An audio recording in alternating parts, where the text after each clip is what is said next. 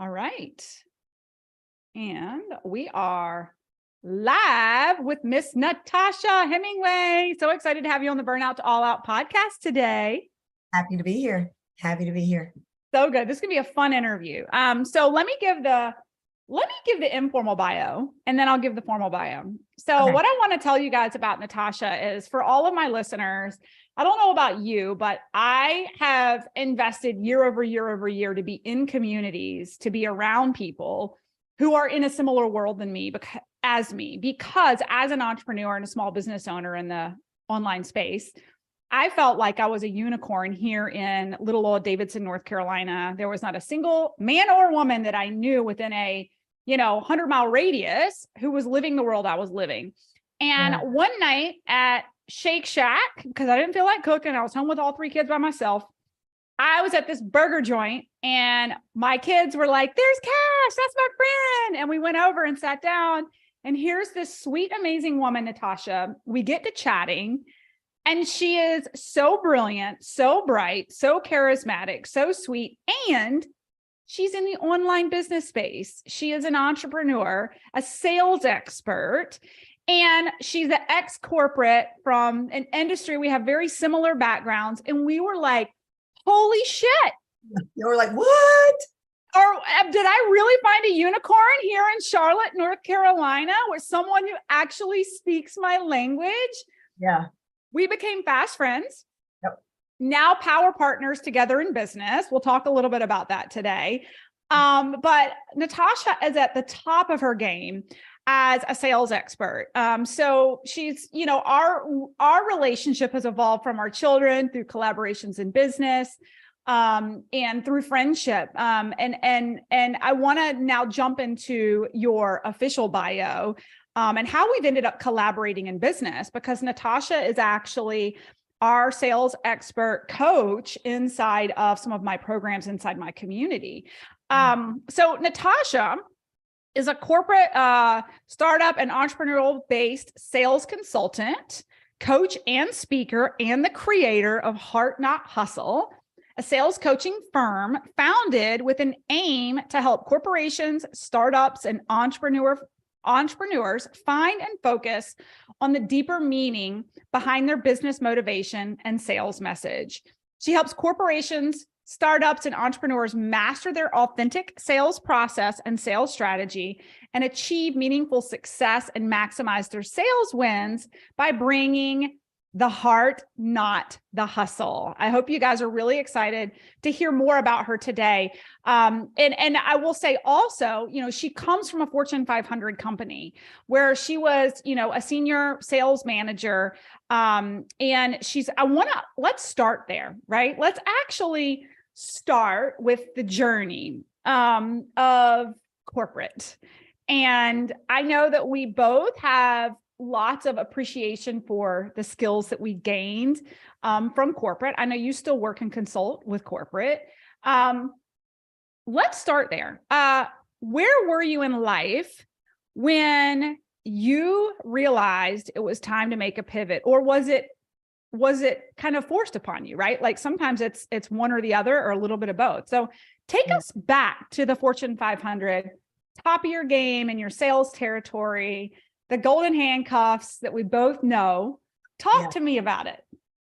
Yeah. Okay. So I started out in corporate, came straight out of college, biology degree, straight into pharmaceutical sales, did that for 8 years, then moved on up to the hard hustle of medical device sales, but absolutely loved it. It's all honestly I've ever done. Thought I wanted to go to med school. And then I was like, nope. After I got out, I was like, I have too many bills in spite of my scholarships, and I just don't want to be in school anymore. Right. I'm like, but what can I do? What profession can I go into? Because I am a people person. And I was like, okay, if I'm not going to med school, and then I cannot be in someone's biology lab looking at Petri dishes all day, I will drive them crazy. And with no windows, are you kidding me? No, they would run me out of there. So being in pharmaceutical sales, it was a perfect marriage of my background of biology, science, love for it, but also my love for people, right? Being able to help people. I'll out myself all day. I'm an Enneagram 2, which is a servant leader. So it's not a surprise that I'm a coach, a consultant, all those things, and a speaker.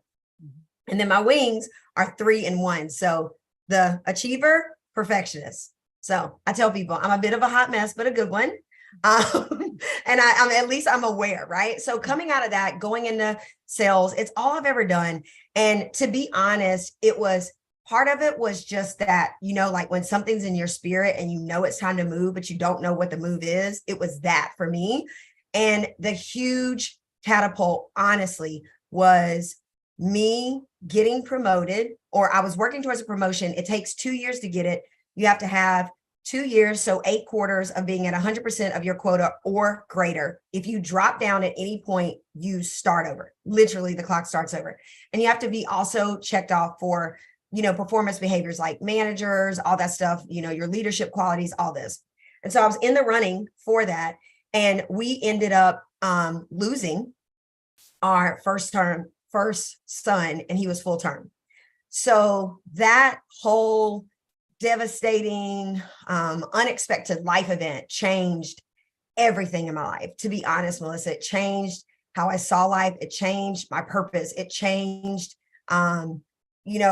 just even being able to reflect and be like, okay, what am I doing? Like, why am I here? What is my purpose? Like, is it greater? There's got to be something greater than this. And that really shifted it, because when that happened, just FYI, for the women out there who know, when you lose a son or a child full term, you do not get maternity leave, that part.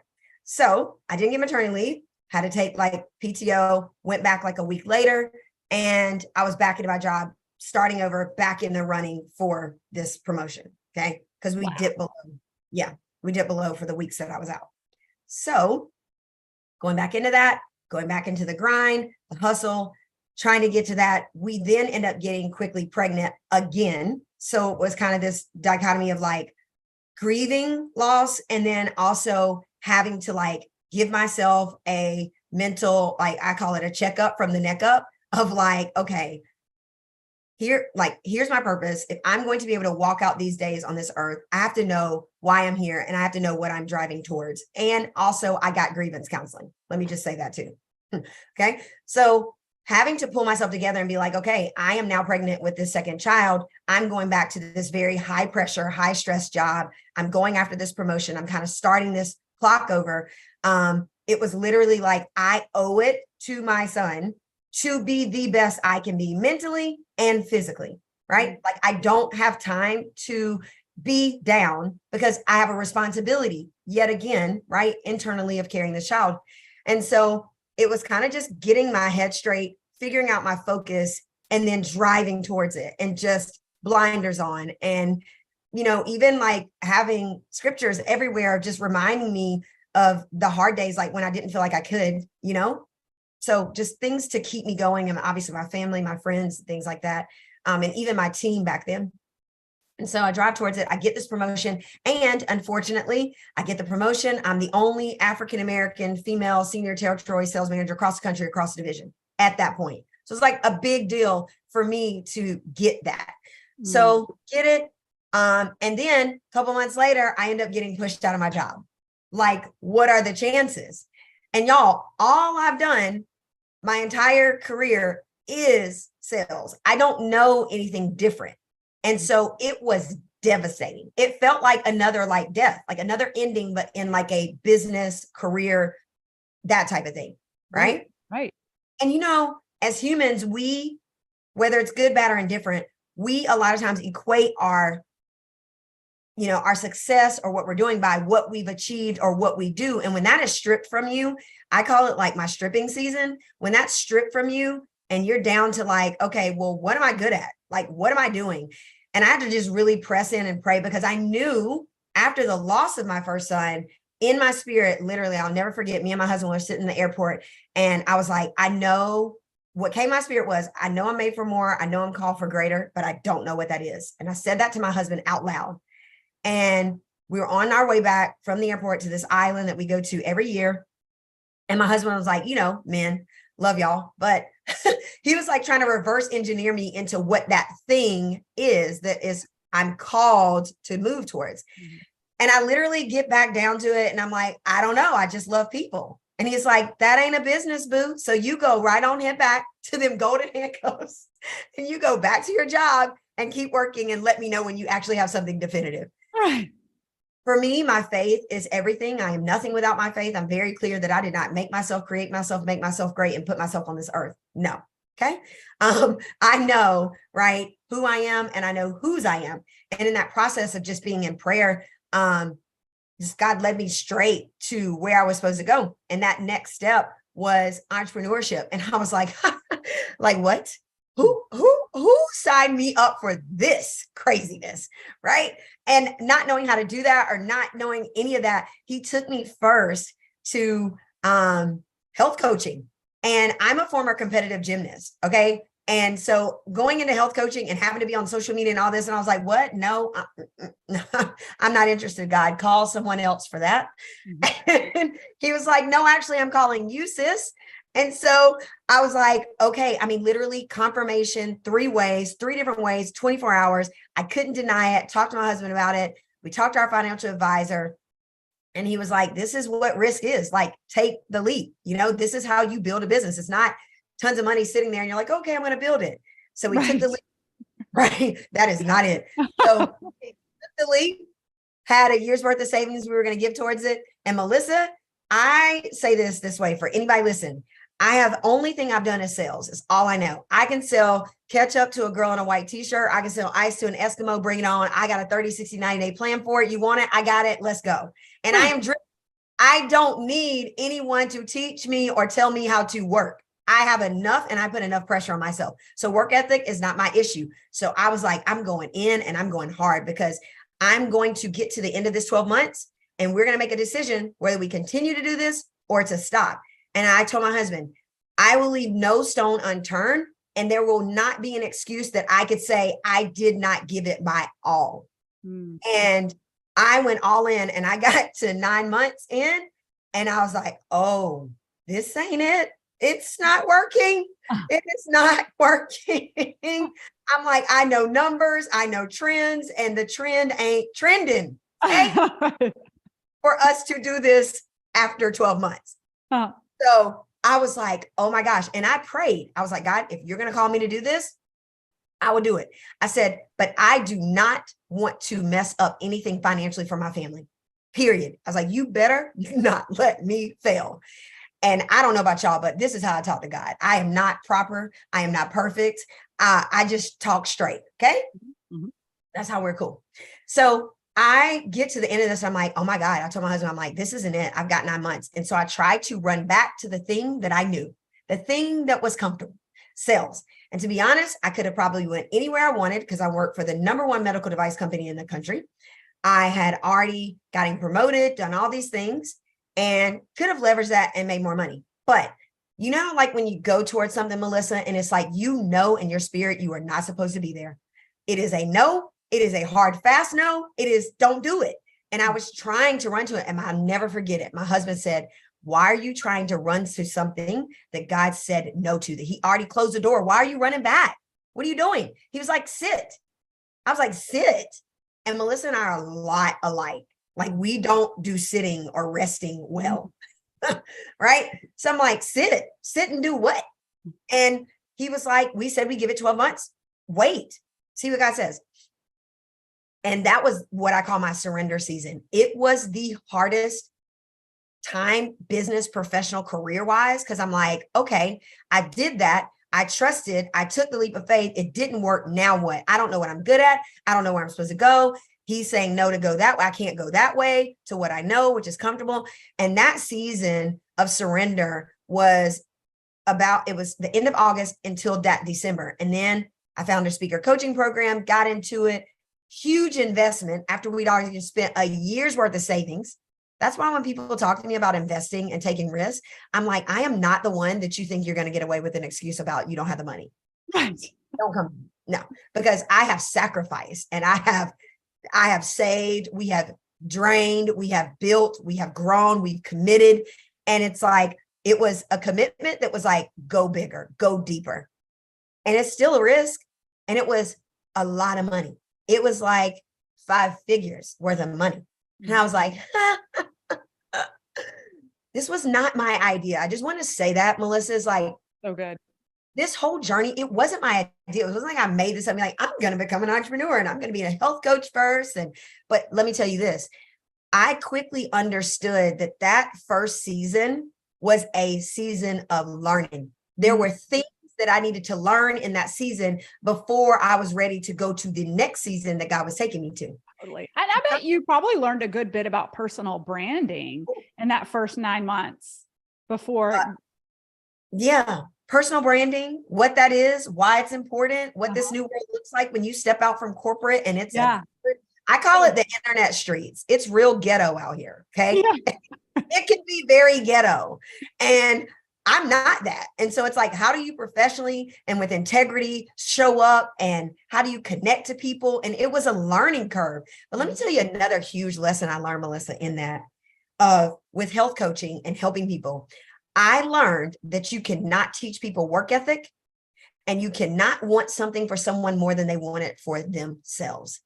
And that has served me so much on the consulting side. It's served me so much on the coaching side, because those look a little bit different. Coaching is usually more B2C, usually a lot of times. Consulting with the amazing consulting firm that I work with currently. I love them. But that's more like B2B. So there's a difference, right? But I learned throughout all of that, when you're coaching someone, I can't teach them work ethic. I can't make them want it more than they want it for themselves. And it's that a level of leading them to step up into that while supporting them. So there's an art to that. So I think that season was there, and it was the season of refining and a season of getting me prepared for what I was going to next. And so I got in the speaker coaching program, got to speak internationally a couple of times. It helped me build my brand. This program was amazing. It was for 9 months, helped me build my keynotes back then. So then from there, it became coaching, because when I would speak, people would be like, hey, how can I work with you? How can I connect? And I'm like, I don't know. This is the only thing God told me to do. Catch me in the next city. Maybe. I don't know. That's all I know is I'm just speaking right now. And so people would ask me like, are you a life coach? Are you a therapist? I'm like, absolutely not. I am no one's life coach. Okay. Not what I do. And so my husband was like, well, maybe you were talking about like something like lifestyle coaching, or I'm like, no, I don't even know. I don't know what you're talking about. And so I started just sitting with it. And I'm like, if I could support, back then it started out with just women. If I could support women with like what I know and where I am, because I'm a big believer in, you can't sell someone something that you don't know yourself and that you cannot actually deliver on. Don't do that. It needs to be your zone of genius, or you need to have learned it long enough or have the skill to do it. And so I was like, you know what? I'm going to do meaningful success coaching. Now I prayed about it and then got confirmation again. And I was like, okay, we're going to leap again. And it was meaningful success coaching. And it was creating and cultivating what matters to you most and brings you purpose and joy. And that was where I was able to help women in that point of creating the biz dev part, the strategy. How do you move yourself from corporate into entrepreneurship? What does that look like if you're having to hold your main job and build that, and actually getting them strategically through that so they can have a plan? But then what started happening is women were like, okay, I got the plan. That's great. My mindset is in check. You give me the checkup from the neck up multiple times. I'm ready, but how do I sell it, Natasha? And I'm like, I don't do that anymore. Been there, did that for 16 years. Sorry, I'll refer you to a business coach. But the problem is that business coaches don't teach sales like in depth, right? Like where it's like our background, you and I's background. And so they're like, yeah, but that person only teaches on like how to sell socially and how to leverage this, and they're like, it's not the same thing. And I'm like, you're right. It's not the same thing. And I was like, but I don't do that anymore. Like God said, no, I can't go there. And I'll never forget a friend who was on a marketing agency. And she said to me, hey, can I speak something to you? This was on my spirit. Can I speak to you? And I was like, absolutely. And she said, why are you holding women and men that will come in the future? Why are you holding them back from the thing that you were gifted to do and that you know how to do at a level of excellence and mastery? Why are you holding them back from that? And she said to me, I believe that is a matter of the heart. You need to go check that, because of what happened to you, you are holding on to that. And when I tell you, when she said that, the dam broke in my eyes. I started crying, bawling, and I'm like, because what it did, Melissa, is it reminded me and it took me back to, wow, I let someone or a company take something from me that I love, that I've been doing for so long, based off of a circumstance of, what, like laying off and all this stuff, whatever it was, right? Those things. Cause I've never been written up for an HR violation, never gotten in trouble. It was nothing like that. And so I was like, wow. But it also took me back to when I first started moving in this direction. First coach I ever had, international business coach, she was like, you really need to do something on sales. There's so many women that need you. There's so many women that don't like sales and men who don't know how to do it. And you actually have a career background of 16 years. Like, why are you not doing that? Why are you creating this? And at the time, it wasn't the time for that, because there was a lot of heartbreak and there was a lot of like, man, like I said, it felt like a career divorce. I mean, or like a career death. And so, but it was the process of getting beyond that. And then it was like, when I said yes to it, Melissa, when I was meaningful success coaching and doing all that and speaking, it was like the trickle, right? It was coming. But when I said yes to sales coaching and going back to my home, back to my roots, reclaiming the thing that I know how to do and that I love doing, it was like the dam open, and it was like business was like flooding. And it was like the business just went like this in the middle of the pandemic. That pivot came in 2019 and we were doing well.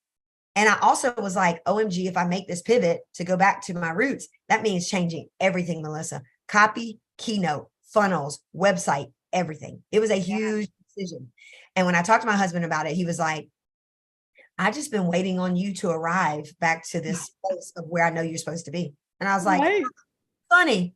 My marketing manager was like, remember a long time ago when I was trying to tell you, you really need to do something on sales, even if it's just like maybe a little small course. And you were like, no, I'm not. So it was all of that recollection coming back. And then when I stepped into it, it was like the floodgates open. There were clients, there were speaking opportunities. The money was coming. I was like, okay.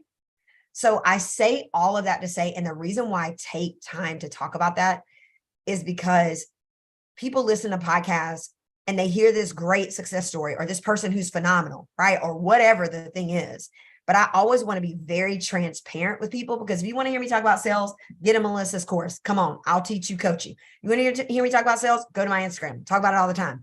But I want to make sure I take the time on every single podcast to talk about the journey, because there are so many people wanting to do the thing that they feel called to do, that they desire, but they look at everybody and they think, I couldn't, they're great. How did they get there? I never could. I don't have time. I don't have the money. And I want to be fully transparent to say, you can. And I am no different than you. This has been a journey. It has not been easy. It has not been cheap. It has been an investment, not just money, but of time, my family's time, tears, blood, sweat, all the things. And so I just want to take time to honor people with the truth, so that if anybody's listening, that they actually stop giving themselves the excuses or stop looking at other people.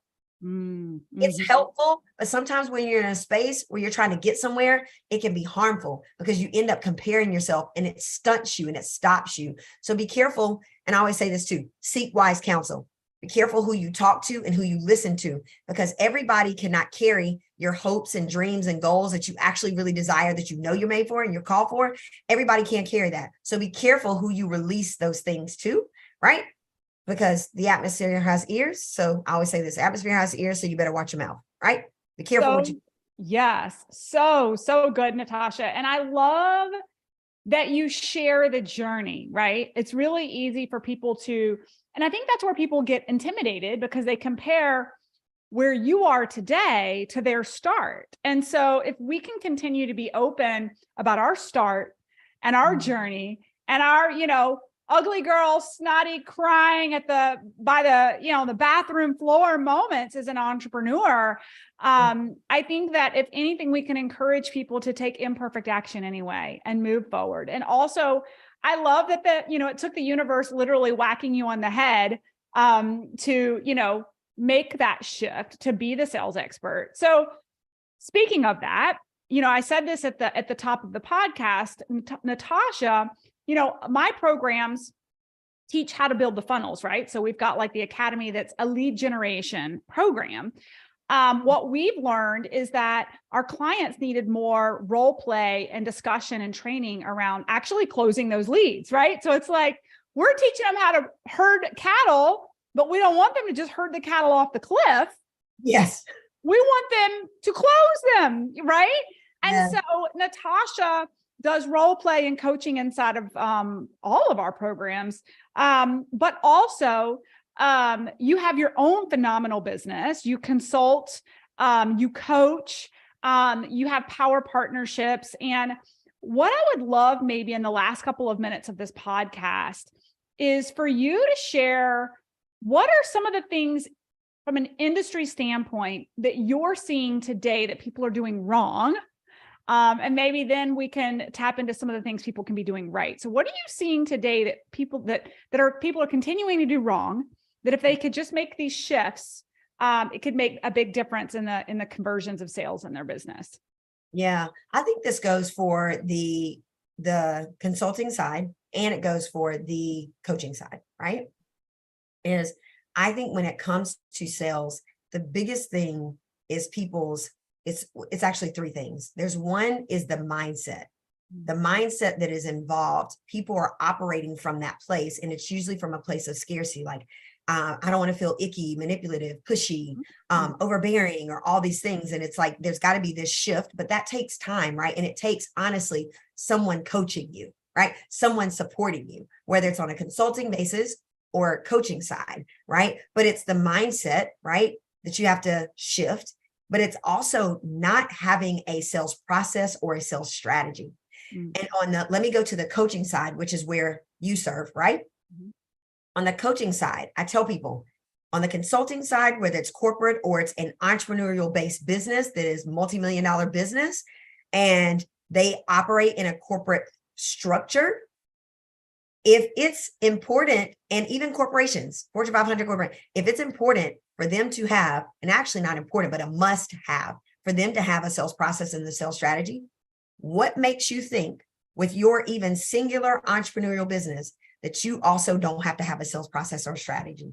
Those things are necessary. And so what happens is people want to get leads, but then you don't even know how to actually sell them and then serve them. That's a process.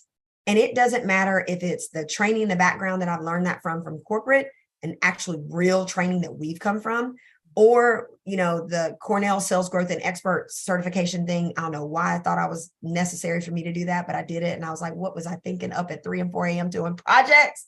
But like, even in that course, it's the same thing. Process, strategy. It doesn't matter the business. It doesn't matter the product mix, but it's that people are missing that point. And I think on the coaching side, where we have smaller entrepreneurial businesses that start out as solo entrepreneurs and grow into that, they forget that there's a process and a strategy. And that is massively important, because otherwise you're just winging it. So your sales aren't predictable. You're up and down, up and down. And that's not to say that if you have a process and a strategy, it's not ebb and flow. Yes, it still is, but there's more predictability because you are following a process and strategy. And it also allows you to scale. It also allows you to be able to hire people into roles like sales teams or salesperson roles, even if you're smaller entrepreneurial, which is entrepreneur, the space we're talking about, or even if you've grown, that stuff is necessary, because you need that rinse and repeat process that people can follow. And so I think those are the biggest things that I see is the mindset issue and then the process and the strategy issue. And both are solved in different spaces. In the consulting, it's a little bit different. And then the coaching side too. Yeah. And I love all of this, specifically with the mindset piece. I want to go down in a rabbit hole with this for just a second, because I actually did a hypnobreathwork workshop last night. And we talked about, one of the things I talked about is how when your nervous system is dysregulated, you cut off sales for yourself, right? So when we're operating from a space of scarcity, when we're attached to our money, our sales numbers monthly, emotionally, and I would love your thoughts on this, but this is what I talked about last night, is when we come from a chaotic, scarce mindset onto a call with a prospective client, that energy is transferred, right? 1000%. And the potential client doesn't feel safe around you because they sense your desperation. And so I love what you're saying about this rabbit hole that all entrepreneurs need to get into. And it is a constant practice from a mindset standpoint to not be so attached to the money and the self-worth of the money with the highs and the lows in business, right? Because to this day, I have months that are profitable and I have months that are in the red, and I can't be attached to my red months because my red months, if I'm attached to it energetically, mindset wise, that transfers into potential clients, into the team I'm leading, right? So can you speak to that a little bit?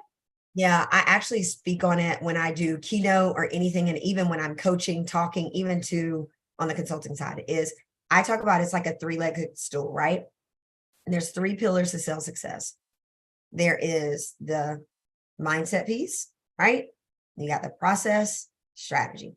But however, those things kind of drop in buckets, right? Process connects to strategy. But the mindset piece, what it connects down to is communication and energy. Those things.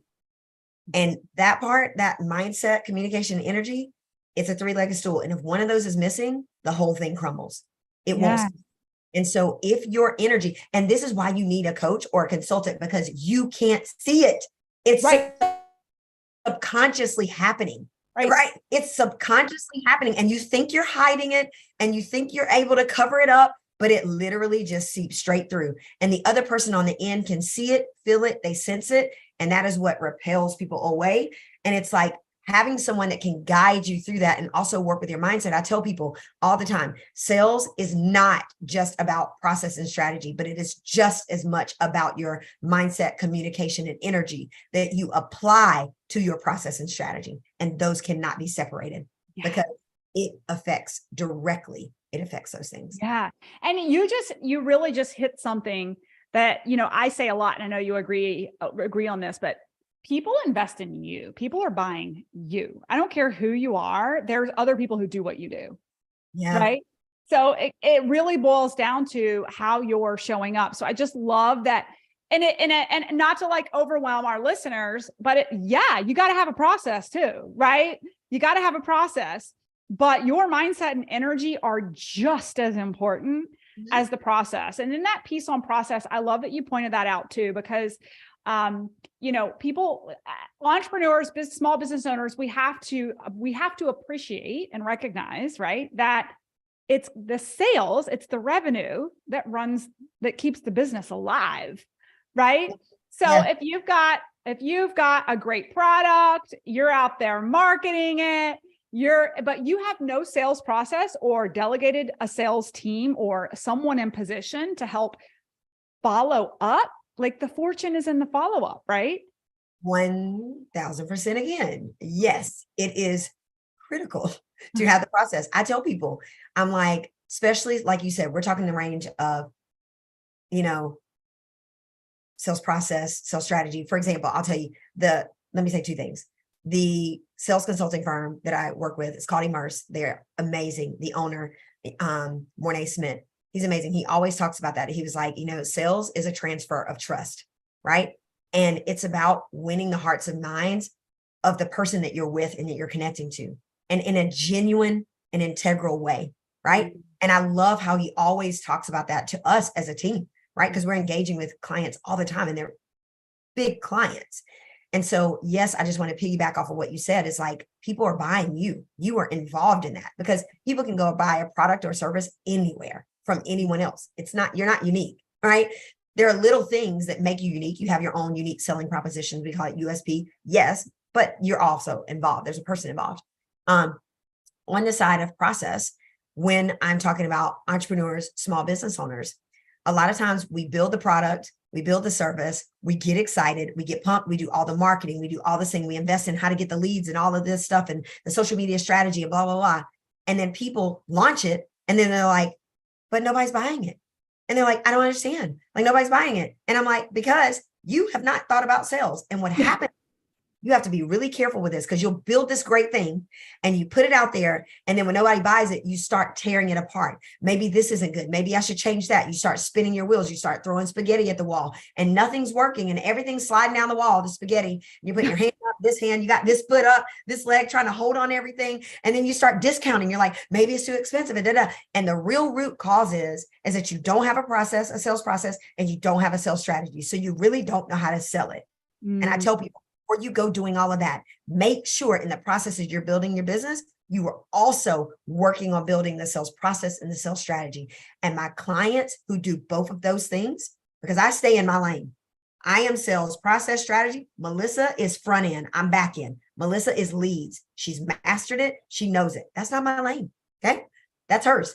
But also equally, you need to be working on the sales side too, your mindset. How do you even communicate and articulate, right, your unique selling proposition or your brand messaging or your sales messaging? How do you do that? How do you lead a sales call? How do you follow up without being icky, pushy, manipulative? All of those things have to be worked on, or otherwise you will have spinned your wheels and wasted your money and lose a lot of money. And I tell people, last thing I'll say, don't be out there practicing on potential sales. Yes. Do that with me or anybody else. It doesn't even have to be me. Or do it with Immerse, whoever, right? Whatever's your fit business, because Immerse, that's a specific client consulting wise. Do it wherever you need to, but get the help that you need so that you're not losing money. And I love that you brought that up, and we'll wrap up here in just a minute. But I think that there's so many parallels and similarities between you and I think that our classic training from corporate, we learned and were forced to learn a sales model and then practice it over and over and over with a camera, and then watch it again and get critiqued and feedback. And so, like, corporations take this shit seriously. Small businesses should be taking it even more seriously because our profit margins and how we operate and our risk are so much higher. And so if you're just practicing on your clients versus having a process to practice internally, which is one of the reasons, one major reason we have Natasha inside of our program doing role play and coaching with our community, but you have to have this process. And so I highly encourage you, if you're listening today, if you don't have someone to practice with, if you don't have your sales process down, you really need to reach out to Natasha. Natasha, how do people find you? How do they work with you? What do you got going on? Every place is Natasha Hemingway with 2 M's. I will say that I am with 2 M's, but NatashaHemingway.com, Natasha Hemingway on Instagram, it's all over there. And then pretty much there's everything. And in the show notes, there'll be a little gift for you guys. There's Hello Clients, Hello Cash. It's a sales course. It's there. It's self-paced. All of those things are there. I won't bore you with all that, but yes. And then if it's the consulting side, you can come and I'll let you know, because I'm quick to stay in my lane. Again, stay in my lane. I don't want any consulting clients. That needs to go on the consulting side. That's why I serve there. I don't want them through my business personally, but the consulting side, Immerse, phenomenal. Love them. Love being on that team. Love being a part of it. And then on the coaching side, that's where I just stay in my lane with one-on-one coaching, or it's through the sales course for entrepreneurs, small business owners. So yeah. Awesome. So good. Natasha, thank you so much for your time today. And I can't wait to sit down and have lunch or dinner with you sometime really soon. Yeah, I'm excited. We'll make it happen. All right. Thanks. Bye-bye. Bye.